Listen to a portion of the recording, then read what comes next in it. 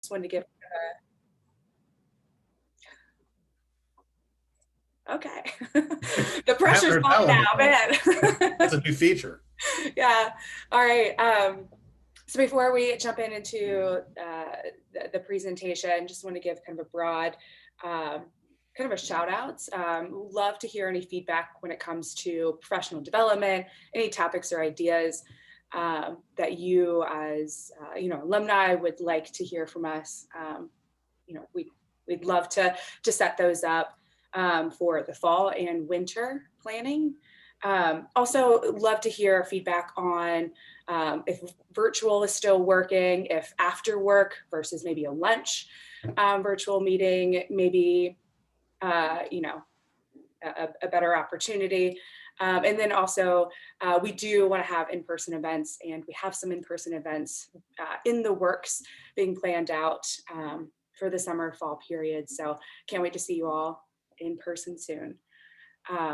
So kicking it off, today we will talk all about LinkedIn. Nadia will give us a one-on-one on a profile. How can you stand out when recruiter, potential employer is looking at your profile? What are some of the basics?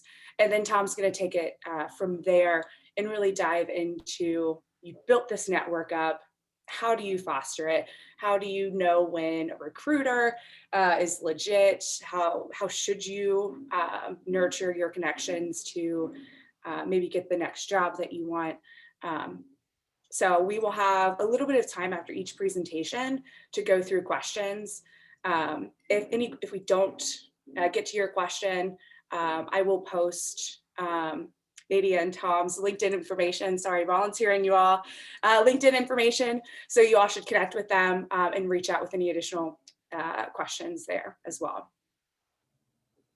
Cool. All right, take it away. Awesome. And what I'm going to do is I'm going to say hi so you can see me, and then I'm going to go away so you can't see me anymore so I can share my screen. And I find host disabled participant screen sharing. So I think somebody's got to give me a little access there. Nadia, I'll give you, I'll make you the host while you're presenting, so that way you're able to do that. Okay, cool. Awesome. I'll say I'm an academic through and through. I can't, I gotta have my slide deck. It's like my little Linus, Snoopy blanket there. I gotta have it. Okay, let me grab screen one. Okay, cool. And hopefully you are seeing my LinkedIn. And now you should be seeing my Canva. And if you are not a Canva user, let me tell you, ditch PowerPoint. It's terrible. Canva, amazing. Should you pay for the Pro? Debatable. I do, because I literally run my entire business on Canva Pro. Okay, so my name's Nadia Ibrahim Taney. I am a career coach at the Linder College of Business, as well as the founder and principal career coach at Beyond Discovery Coaching. If you're a Star Trek fan, yes, my business name is based on Star Trek, both the movie Star Trek Beyond and the series Star Trek Discovery. So if you ever thought, hey, should I do a business named after Star Trek things? Yes, you should. I was telling Alex and Jay, I really wanted this to be quite interactive. So I'm just going to show you some still shots of what my LinkedIn looks like. And actually, since I've prepared this presentation, I have converted my account to a creator account. Ooh, fancy. Really not that much different, but I'll show you live what that looks like. If you're on LinkedIn, hopefully you've arrived at your homepage. And from here, you can see it's in a 3-column approach. So it works great on mobile, it works great on desktop, tablet's debatable, because it goes more horizontal than or it goes vertical, less horizontal. But from here, you should be able to read your feed. Over here in the, I don't know if you can see my little cursor, but on the left-hand side, you should see you. You should see who's viewed your profile, how is your post performing. So all the marketers in the group, that's the only thing we care about, right, is these fancy analytic tools and seeing how many people are seeing my posts, how many people are liking my posts. The day that I screen grabbed this, I had shared something and tagged a few other kind of bigger name career coaches, which is what I do. I tag people who have bigger followings than I do, and we share our social media love. And that's how you get posts with 5,300 views. This is also a great place to visit your stuff, such as your recent groups. So I've got a few different degrees and I'm in a few different alumni associations. I'm in a few different groups. So a lot of times it's hard to navigate through where stuff is located on LinkedIn. So I just always go to the homepage to kind of access anything. Beyond that, just basic things, jobs, obviously, that's a large portion of who's on LinkedIn is job seekers. And then messaging, I have all of my messages forwarded to my email as well. And then obviously your notifications. This is just a double. If you didn't get what I looked like before, I like to just add it in. And I change my background or my LinkedIn banner is what it's called, probably like 2 to 3 times a week, because I'm literally on LinkedIn that much. And I literally am so indecisive. So I create all of my backgrounds on Canva. The exception is the one that I have this month for Pride Month. I have the LinkedIn Be an Ally, so that the more things are used on LinkedIn, the higher they trend. So I try to use some of the pre-populated backgrounds so that they come up when people like you all log in and are able to see that. Just to say about profile pictures, the last stats LinkedIn released was 14 times more likely somebody will look at your profile if you have a picture at all. So throw a picture in, it should be at least 60% of your face so that we actually can see you and we know you. And then also remembering, like I said, that background image or that LinkedIn banner really is part of your professional brand. I have optimized mine to basically say what I do. So I want to connect with people. I do career coaching, I do resume reviews and LinkedIn optimization. The other thing is that your headline is searchable. You get about 120 characters. So I have optimized mine for all the things. I've put in interviewing, LinkedIn, resume writing. Those are kind of the big tag words in my industry. And then obviously my location being Cincinnati, Ohio, et cetera. I do have a open to work function. You can't see it when you look at my profile, but I've set that to only recruiters. So if you are job searching and you don't want your current work to know, or if you're like me, you're full-time, adjunct or faculty, and you're open to working at other universities or colleges, you can throw that in and have it only seen by recruiters, which is kind of nice. As I said, here's my little Etsy shop that I love creating stuff on Canva. Is it going to change your life? Probably not. But I work with a lot of folks who are looking for very specific things. I have a Meet the Future of Finance that I did for a couple of clients, class of 2021 graduation, $5-10. Do you need to go in and actually buy something from someone? Probably not. But it is nice to have something personalized and what we call in marketing a CTA, a call to action. So whether you want to connect or you want somebody to follow you, or you're actively seeking a new role, or you want to promote some of your USPs, your unique selling points, go ahead and throw those words in your banner. Make sure that people know what you're about. If you're a technical person, your banner needs to be 1584 by 396 pixels. Canva does have a free version, so you can, if you want to make your own, jump in there and do so, or get it from someone else. Okay, the About section is also searchable. So you can think about LinkedIn as one big database that employers are able to search through. So every data point that you enter into the LinkedIn system, it will populate in HR searches.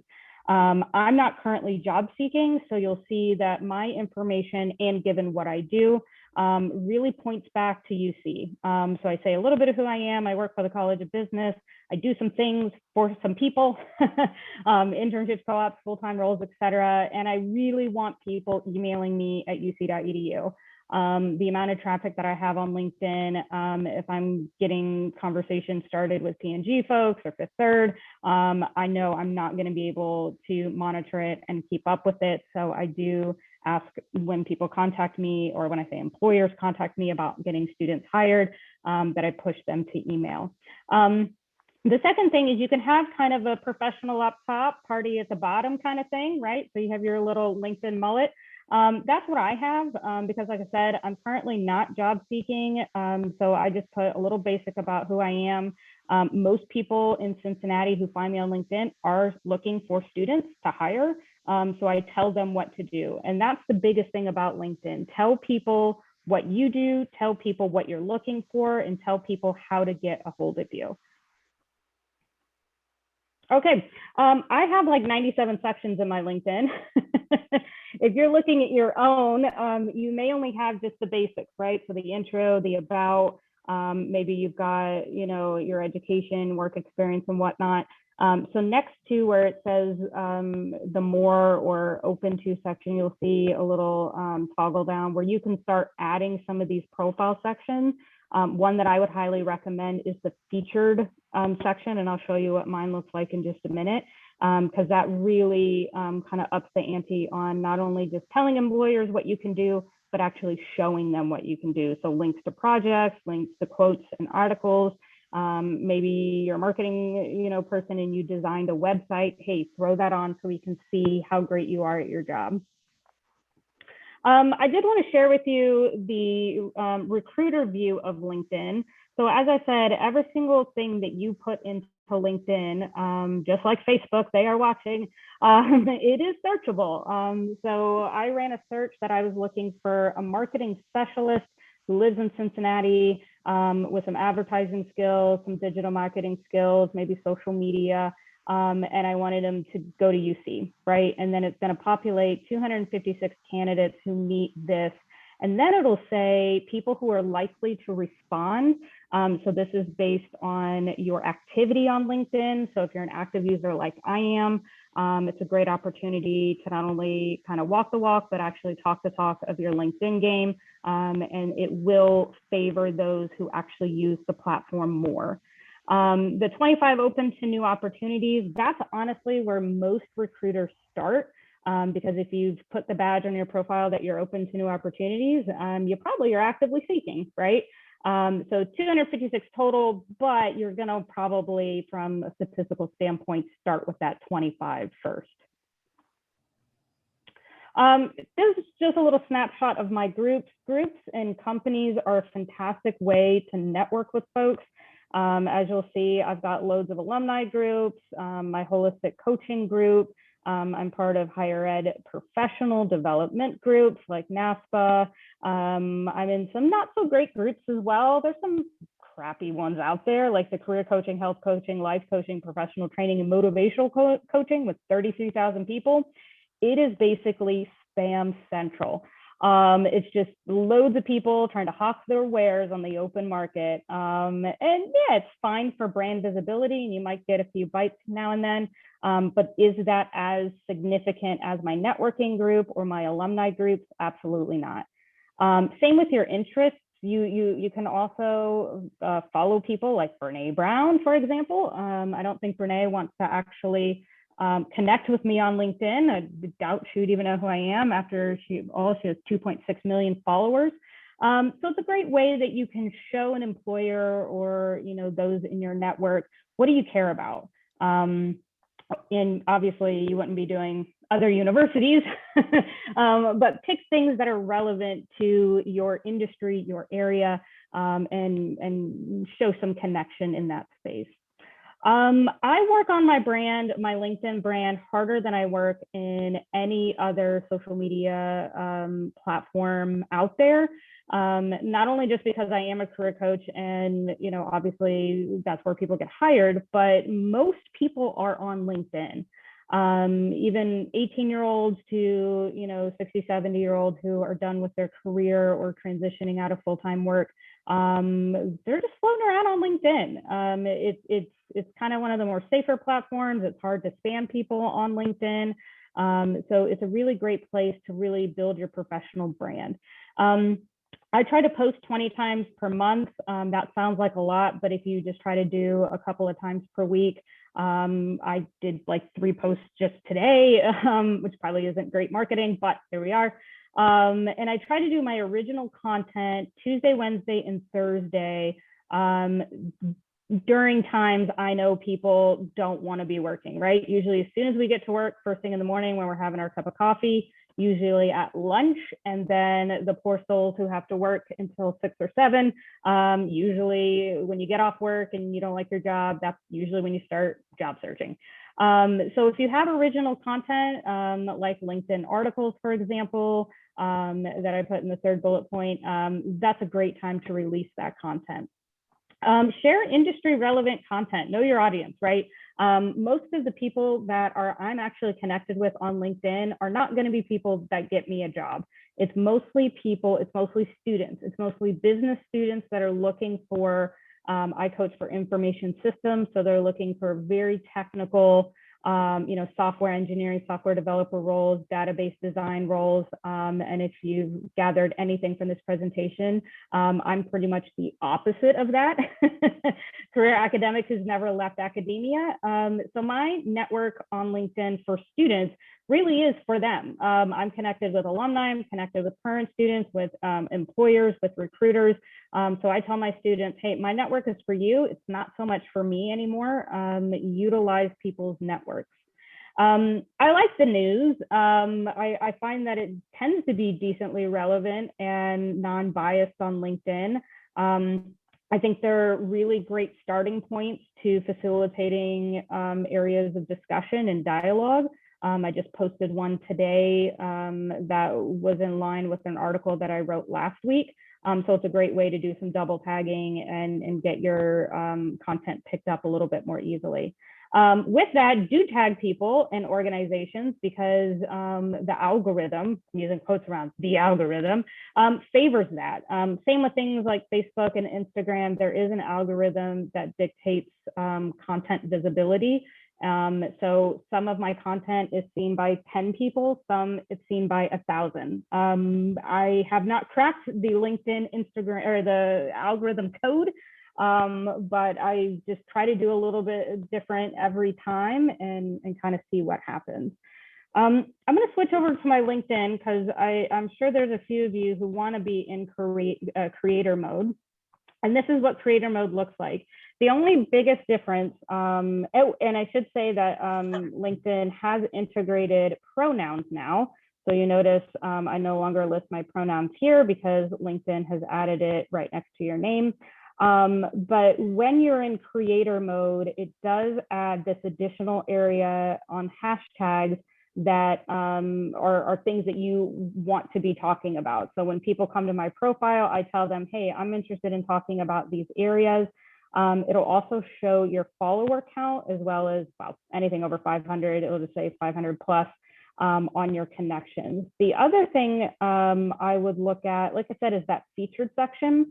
So this is a great way where, people can get just a basic idea of some of the things that I write about. Some of them are from my business blog. Some of them are interviews that I've done with different publications, like this football one I did about Dan Vitale, just announcing his job hunt on LinkedIn. Should you do it? The simple and short answer is yes. And then it'll also show your activity as well. So you can see all the things that I've done today, and then obviously further back if you would like. The last thing I wanted to just point out, and it's not massively evident, is if you are job seeking, your profile should be public. And I just clicked on that settings thing or button that took me out of my profile. So here's my profile. Edit public profile is what I clicked on. This is where you actually do your visibility settings. I know, which is kind of weird because it's actually not in your settings, which you think it would be. And if you're actively job seeking, you should have all of these clicked. So your name, your number of connections, well, you don't have to do that bit, but at least your name. Public, you want to make sure that every section that you have on your LinkedIn, and like I said, I've got pretty much every single one of them, you need to make sure that it is showing so that even if an HR recruiter who is not connected to anyone in your network can just jump on LinkedIn and find you immediately. Okay, I want to be conscientious of time, so I think I'll leave it here and let Tom get more into the specifics on engagement. Let me check my slides, make sure I have nothing else. Oh, So, well, let me just, Nadia, while you have your Yeah. LinkedIn up, can you show two Yeah. things for them? Sure. One is on the user profile. One of the things that people, rookies to LinkedIn, is they don't update their user profile. And so they have, their name and hashtag 4732 Alpha Bravo. Can you show Yes. them how to fix that? Yeah, so it's actually going to be in your edit, right where you were at with edit visibility, where you can personalize your URL. So I am kind of unique and have I'll say weird, non-traditional first and last name. So I was the first Nadia Ibrahim to get on LinkedIn, so I got it. Most of the students I work with at Linda, for example, their name might be John Ash, for example, and there's 15 other John Ashes on LinkedIn. So you can get creative with it. That person did his name with 513 because he's from Cincinnati. You can do, 1994, the year you were born. Like, you can do 1, 2, 3, you can get a little savvy with it. But just whatever you choose, make sure that it's easy enough for someone to manually type it in. So when you, give your resume out at a networking event or you submit it online, being able to have something that's super easy to just manually type in is definitely helpful. The other thing while you've got it up, one of the things that drives me bonkers with networking on LinkedIn is I send somebody a message that I know. So it's like a tier 1 contact, somebody that knows me personally. If I run into Kroger, we're going to talk, and they don't respond. And I think what happens is not everybody is a LinkedIn geek and looks at their messages on LinkedIn at all. And so if you're out there networking, if you're looking for work, you're looking for clients, you really need to either be diligent about checking your messages, or you can have LinkedIn forward them to your email. And basically, where did I put that? To be able to do that, you go to your under your profile where it says settings and privacy. So can you take us there? Yeah, it'll be basically your little me button. You click yourself and then it'll be under settings And go to communications. And then how do you get your notifications? And then you can click on email, exactly. And then from email, it's going to give you how do you want it. Now, again, she's got it set so that if I send her a message today, she's going to get that message popping up on her email and here. But again, what you need to do is if you're missing out on, if you're trying to network and you're missing out on messages, you may miss out on that message that here's a job opportunity, here's a cool event, here's a job lead, here's a client lead. You're missing out on it. So if you're going to go all in on it, highly recommend that you do that. Perfect. Yeah, and I'm just going to quickly share my contact information. So like I said, my LinkedIn address, my email, if you want to check out my website, you can contact me on my business account, or you can contact me at UC. Either way, I'll see it. And just to say, I'll go back on my LinkedIn profile really quick. When I said the algorithm's pretty volatile, it is. So if you want to go into your views of your posts, and then, like I said, I just did a few posts today. So one, I did all the things. I tagged LinkedIn News. I tagged myself in an article I did all the hashtags, and I only got 44 views. I just recently completed a teaching endorsement with the state of Ohio. Posted it, just said, hey, thanks a lot, network, for your support, blah, blah, blah. No tags, no nothing. I had 961 views. So I don't really get the whole algorithm. That's kind of some of the advantages of just posting frequently, is that you never know when somebody is going to be on LinkedIn and what content is going to kind of take off. So just have a diversity of what you're posting and when you're posting, so you can kind of try to hit the most kind of populous times. So I'm going to stop sharing my screen here and I'll hand it over to Tom. But like I said, please do get in touch. A lot of people, when I do webinars like this, they think I'm just kidding because I'm LinkedIn junkie and I want to connect with anybody, but literally connect with me and it is me, I will reply. Same with my business email, my UC email, and however I can best help, I'm more than happy to do that. All right. So I'm going to go old school and not do a PowerPoint on you today and just kind of talk to you for a few minutes. And Nadia, don't mute just yet. Because the first question that was kind of put at me was about recommendations. And so, hey, Nadia, will you give a recommendation for me on LinkedIn? And she might go, I just did a presentation with you. We're first tier connections, but I don't know you or enough about you. And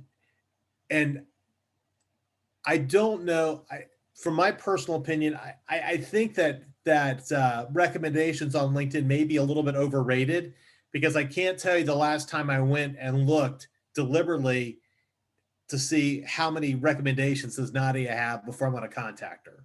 Now, if you've got some glowing CEO, somebody that's really written this super cool thing about you, having some of those. But I don't think that, going out and seeing how many recommendations can you collect is going to help your LinkedIn immensely. If you've got 2 or 3, I think you're good. What do you think, Nadia?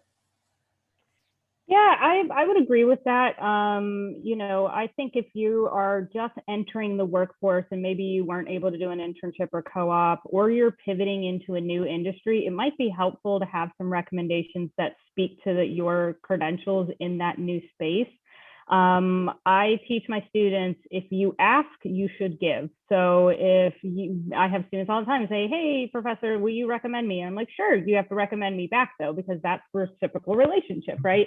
And that's the whole underpinning ethos of LinkedIn, is that don't just be on there to mooch off people's generosity, be an active, community member, be a good participant. And if you're asking somebody for something, make sure that you're giving that back. When I do, and Tom, I'd be happy to recommend you. I would tell the person, I'm happy to recommend you. I think I've got a good feel of who you are and what you stand for. If you wouldn't mind, can you please send me your resume plus 3 specific skills or abilities that you want me to talk about in the recommendation. I have students that I taught as a freshman who are applying to, grad school 3 years, 4 years later. And honestly, my memory is not as good as I'm approaching 40 as it used to be. And so I may not exactly remember that student or that person that I worked with 5 years ago. So if you send over your resume, you say, hey, we work together in this capacity, I would love for you to talk about 1, 2, and 3 because I'm applying to a postgraduate program, or I'm trying to get a job in marketing. And I know we worked on a project together utilizing some digital strategies, and that's relevant to the current job I'm applying to. Great. But people don't want to do extra work on LinkedIn. Don't make it difficult for people to recommend you. Again, tell them what you want, be direct, help them, and most people will be happy to help you. Yeah, and that whole thing on give me 3, if you're going out for a job and you have here are your 4 or 5 key references that you always give, make certain that they know that you're going out, that you're dropping their name as a reference, and refresh that. Because if I told you I'd be your reference 4 years ago and now you're back on the market and somebody drops a name on me, it looks really silly when I get that phone call and say, hey, do you know Alex? My son-in-law? No. Alex. Land. So let me know. Let your references know. So then the next thing that was kind of thrown my way was this, the idea of, how do you go about nurturing relationships? And so, the first thing I would throw out to you is just, whether you're on LinkedIn or just life in general, the first thing that I would argue is, your relationships are going to be based on who you surround yourself with. And if you look at, and that's becoming more and more prevalent uh, as we kind of go forward into society, is we're kind of looking for these clans with people who have similar interests to us on some type of level. But you know, who are you surrounding yourself with, and what is the quality of conversations that you're having with people? How what are we talking about? What's the depth of it? Um, and one of the things that we'll start to see in terms of how do we nurture these relationships is that a relationship is going to be magnified by the community that you have with that person. So Nadia and I are connected on LinkedIn. We work at UC together. If we bumped into each other on campus, we probably wouldn't know. But now that we're starting to get to know each other, we've worked together on this presentation. We have some community, and that starts to build that relationship. It's a lot easier if you've got some form of community to build that relationship, and that's going to amplify the power of the relationship when you've got community. Now, where do you find these communities? How do you do that? And one of the things that we can look at is, what are those connections that are meaningful to you in your life? What's important to you? So, and what are the things that you care about? So, if it's the environment, if it's football, if it's food, if it's book reading, if it's social justice issues, what are the things that are important to you that you care about?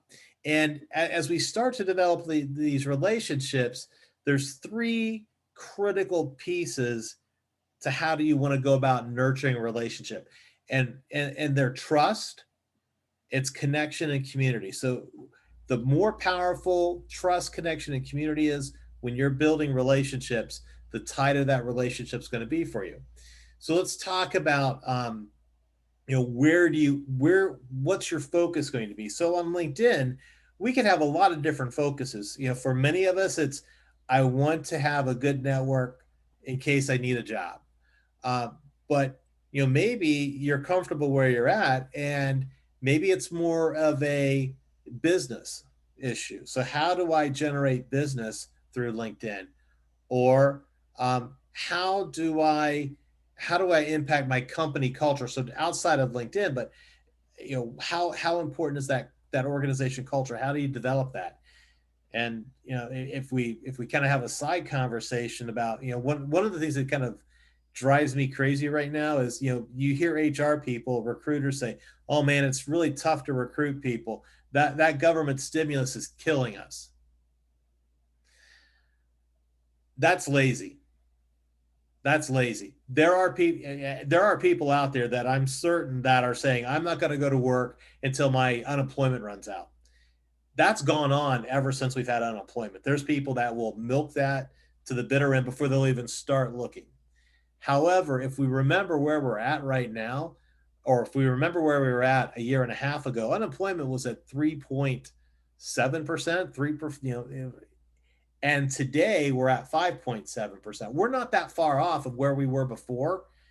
And you add to that the number of people that have left the workforce during this pandemic. We're in a tight labor market. I just saw Cedar Point just posted that they're paying their workers up at Cedar Fair $20 an hour this summer.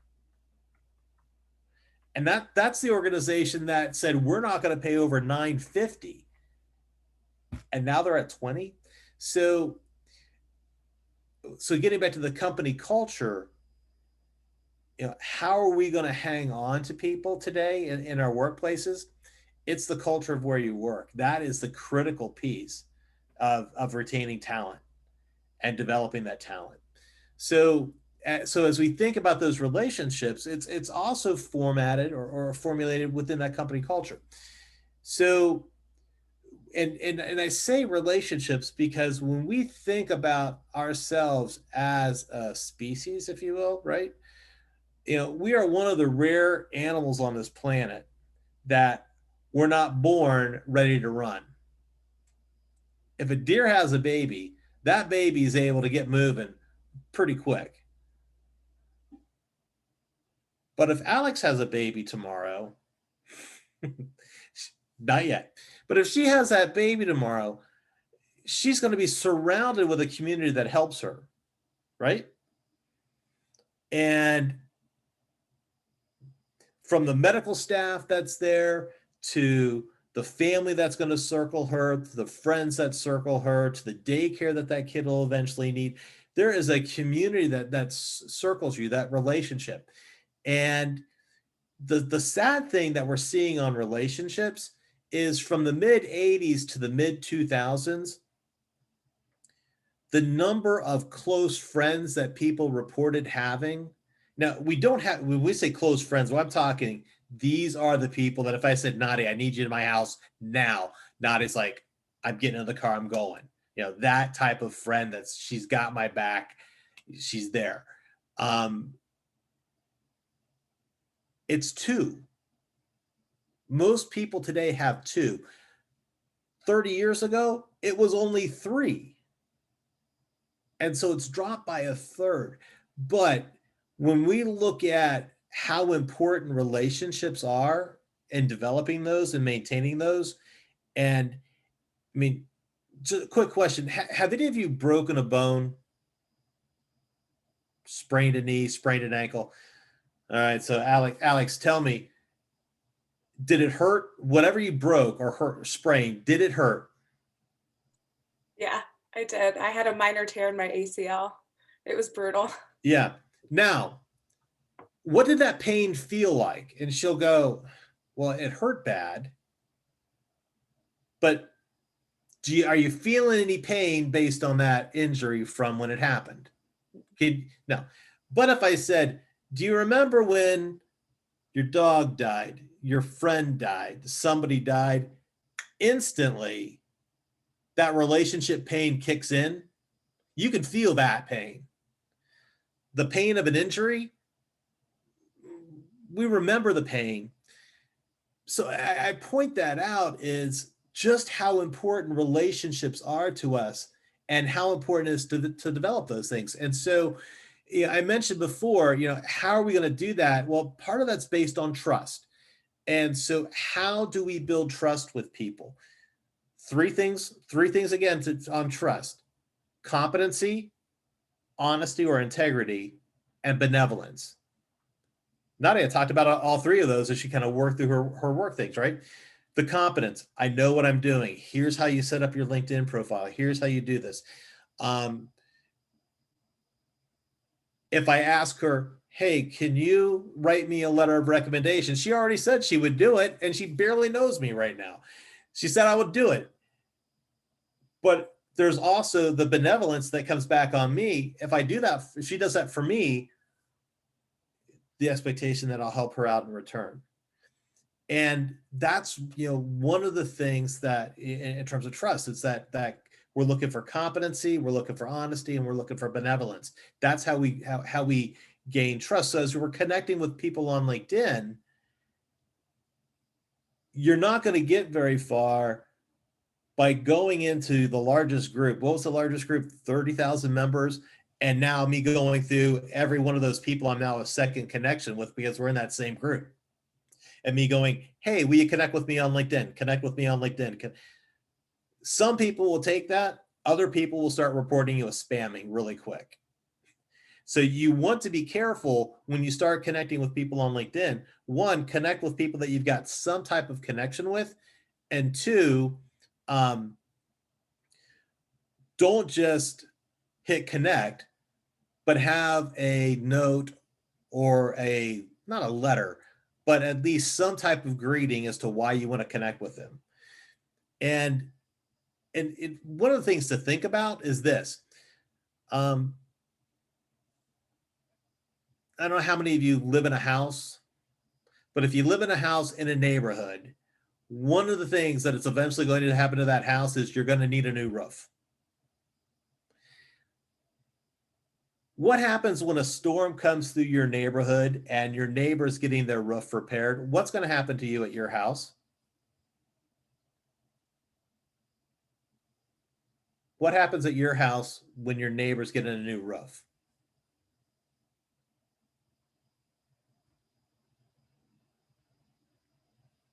Oh, Rebecca says your value goes down a little bit.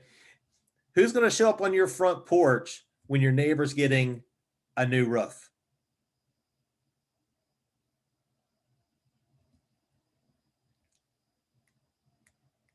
A salesperson from that roofing company.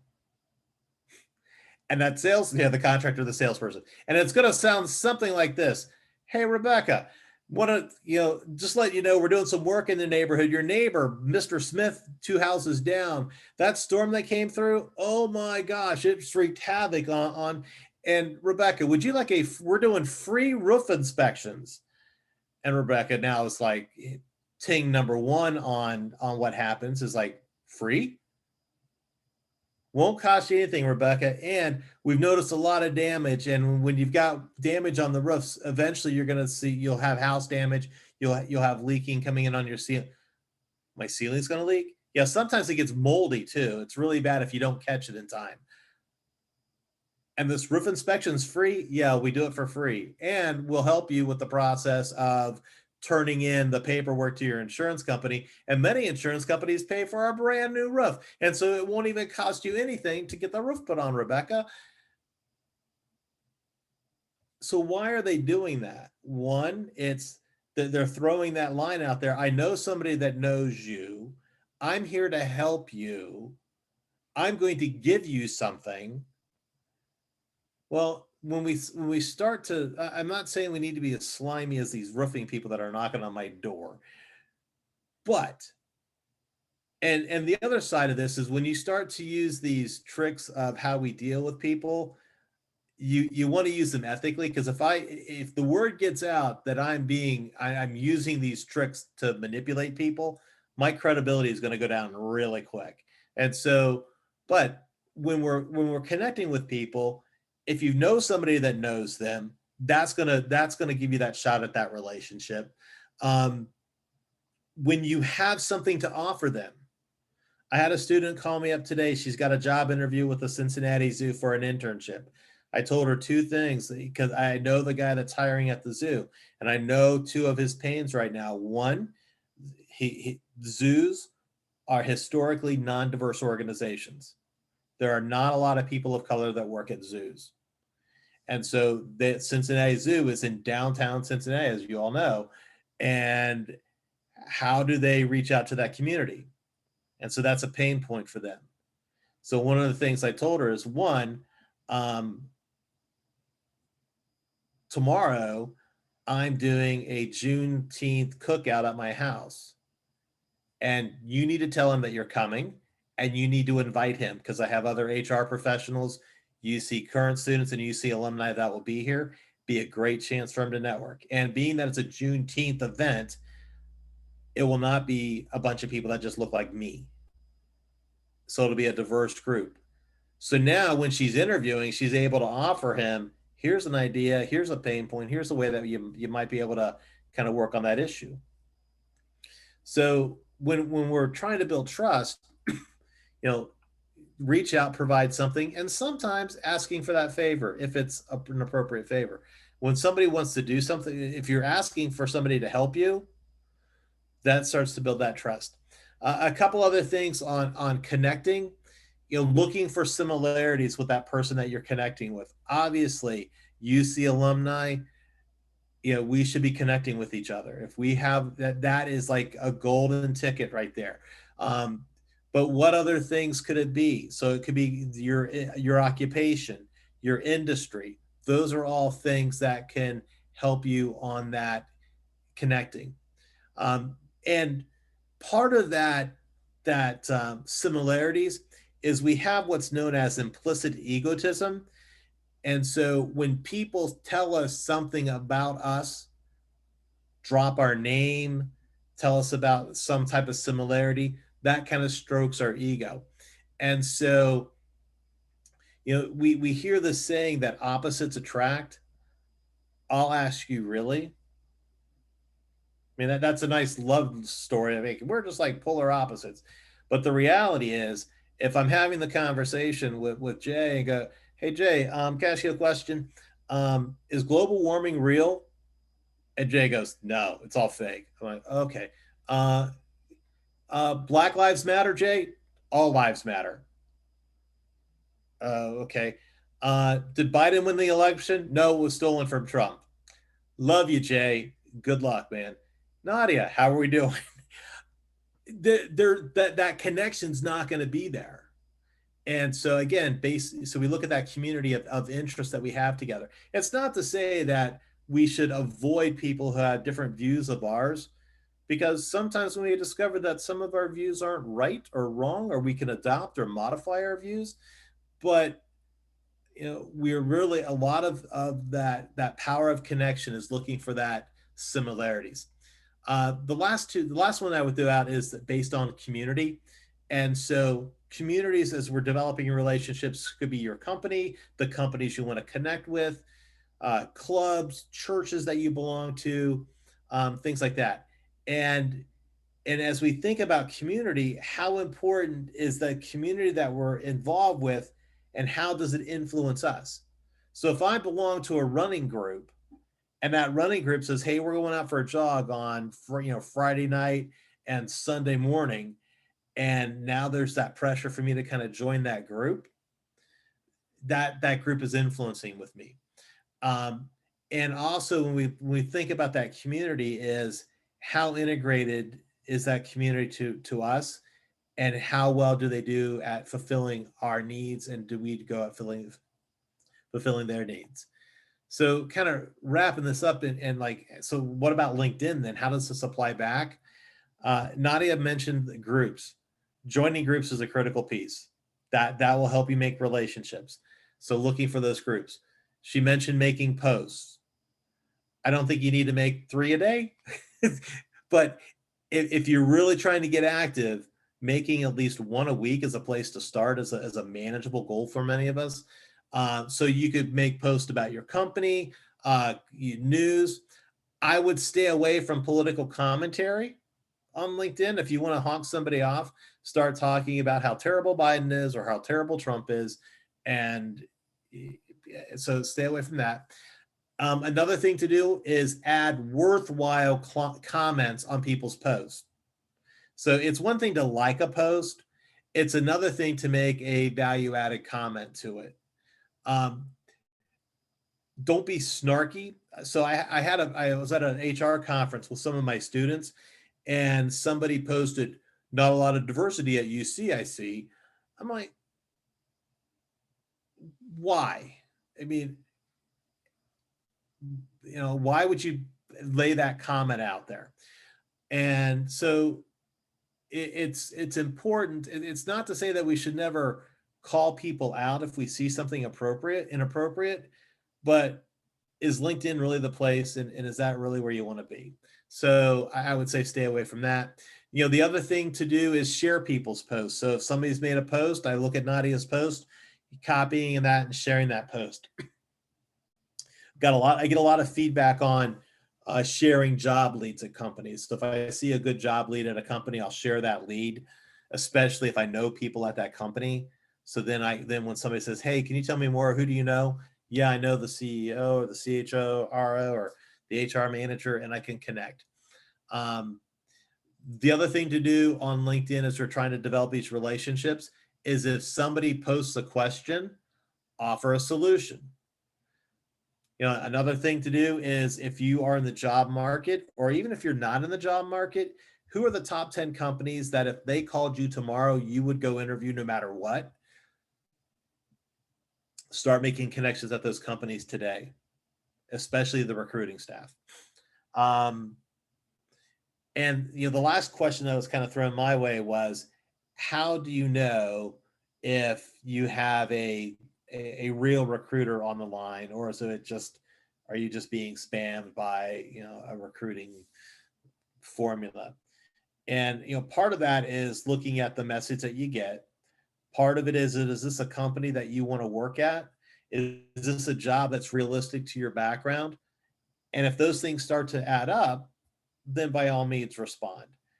But if it's, hey, we've got this great business opportunity that, Lauren, we'd love for you to talk to you about. It's a great financial. They're telling you how much money you can make. It's probably not what you want to do. So the last thing I would throw out there is, as you're trying to develop these relationships, is you can't outgive other people. So the more you're willing to give, the more you'll probably get back in return. So as you're developing these relationships, be a giver. What can I do to help you out? Where can I help you get? When your focus is that, it comes back for you. It comes back. So that's what I got for you. Awesome. Thank you both so much. And we have a couple minutes left. Just wanted to pause here for a second if anybody had any questions before we hop off, before we do the close. No? Okay, awesome. So you will get the recording in your inbox. So look out for that email. UC will send it out. And then I will post everybody's LinkedIn information within our Facebook group as well. So if you have any questions, when we log off today and you're like, oh man, I wish I would have asked that, feel free to reach out. And I just want to say thank you both so much for all of your insight and knowledge and making sure we really stand out and kind of present ourselves the best way possible on LinkedIn. It's a growing network that as our careers develop, it only becomes more and more critical. So appreciate you all spending the time to put this presentation together. Yeah, absolutely. I'll just close with just saying, and I'm glad my wife's not here because she's heard it about 500 times since I've been coaching from home, is that people hire people, people don't hire resumes. And so a lot of times when I'm working with people, they're like, it must be my resume, or, my LinkedIn's not optimized or whatever. And yeah, to be fair, if you've got a crap resume and your LinkedIn is not optimized, it is difficult to get a job. But I know plenty of people who aren't even on LinkedIn who are making six figures. So it really is a people thing. A lot of times the job search can feel very technologically driven and very isolated. But it's a community thing. Tag in your squad, get your people, get your secondary networks mobilized, because people hire people. And I think, Tom, you hit it right on the head when you were saying, in a lot of HR circles right now, people are saying, oh, it's so difficult to hire. It's difficult to hire good people. If you know those good people, they've already been hired. And so a lot of it right now, it is so people driven. Particularly as we're all working, or well, shouldn't say all, but many of us are working from home, managing ourselves, managing our own time, our own projects. And so employers want to hire people they can trust. And if you come with a recommendation, that's just chef's kiss, icing on the cake. So with that, I already sent Alex my fuller LinkedIn presentation that I do for Beyond Discovery Coaching. It does have a really great, well, of course, I would say it's great. I built it, but it's me lifting other people's really good stuff. Themuse.com is a career-centric website, and they have a really great top 10 template kind of blog article that they wrote, and it has actual templates of how to reach out to people in your alumni association, how to reach out to people that you went to school with, how to reach out with people that maybe you just aspire to be, right? Like you don't know them from Adam or Eve. You're just like, hey, you're doing some really cool things in Columbus, Ohio, and I would like to get to know you.